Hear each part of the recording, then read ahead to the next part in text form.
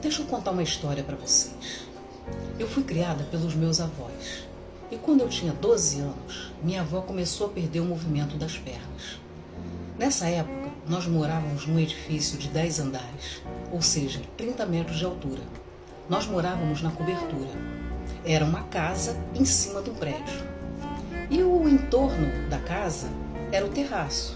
Esse terraço era todo coberto de telha, tendo só um espaço de laje aparente para que nós pudéssemos circular de uma ponta a outra do telhado. Mas esse telhado estava na altura do nosso joelho e no beiral do prédio não tinha mureta, ou pelo menos não tinha uma mureta decente. Tinha uma mureta de 10 centímetros. Não tinha um muro de verdade, um guarda-corpo, uma grade. Então nós morávamos num abismo.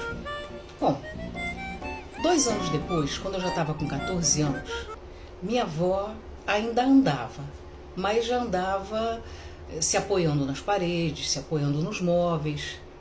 E por essa época, eu estava estudando violão com uma amiga que morava na mesma rua que eu, só que a 3 quilômetros de distância. E um dia eu fui para a casa dela para a gente treinar violão. E fui para lá de manhã, passei a manhã com ela, e quando foi na hora do almoço, eu almocei lá e fui-me embora. E como nós morávamos na mesma rua, o ônibus já passava na porta dela, que ia passar na porta da minha casa. Só que quando eu cheguei na rua, havia um engarrafamento, havia uma movimentação diferente naquele dia. E eu nunca me incomodei com engarrafamento, fila, eu não tenho... Nada disso é o gatilho da minha ansiedade. Eu espero com paciência qualquer situação desse tipo. Mas nesse dia, atipicamente, aquele engarrafamento me incomodou. Mas tudo bem, embarquei no ônibus e fui enfrentar o engarrafamento. E dá-lhe engarrafamento. Trânsito super lento. Foi. A 300 metros do meu prédio tinha um túnel. E quando a gente finalmente conseguiu chegar dentro desse túnel, eu já sabia que aquele engarrafamento era por conta de um comício, uma carreata. Tinha um político lá na frente atravancando o trânsito. E eu estava tão agoniada que eu já estava em pé dentro do ônibus, dentro do túnel, com o violão na mão. E a angústia estava só aumentando. De repente eu ouvi dentro da minha cabeça a voz da minha avó me chamando. Ela falava para mim, Gigi, Gigi. Quando eu ouvi aquilo, eu falei para o motorista, motorista, abre a porta. Ele abriu. Eu saí correndo de dentro do ônibus, com o violão na mão, costurando os carros por dentro do túnel. Corri. Quando eu cheguei no meu prédio, batendo o botão do elevador, entrei no elevador, cheguei em casa, enfiei a chave na porta, minha avó não estava na sala, fui no banheiro, minha avó não estava no banheiro, fui na cozinha, minha avó não estava na cozinha, fui no quarto, minha avó não estava no quarto, fui pro terraço.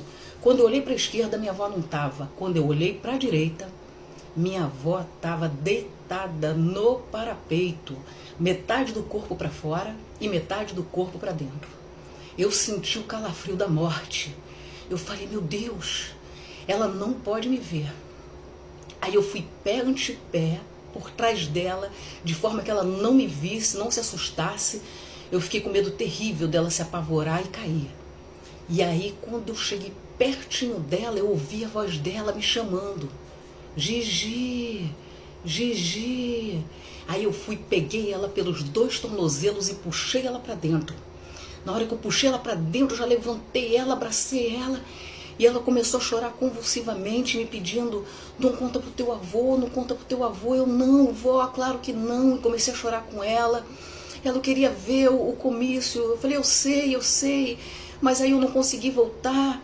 E aí eu fui acalmando ela. Tinha um outro parapeitozinho que fazia divisa ali com o muro do prédio vizinho. A gente sentou ali, eu abracei ela, acalmei ela.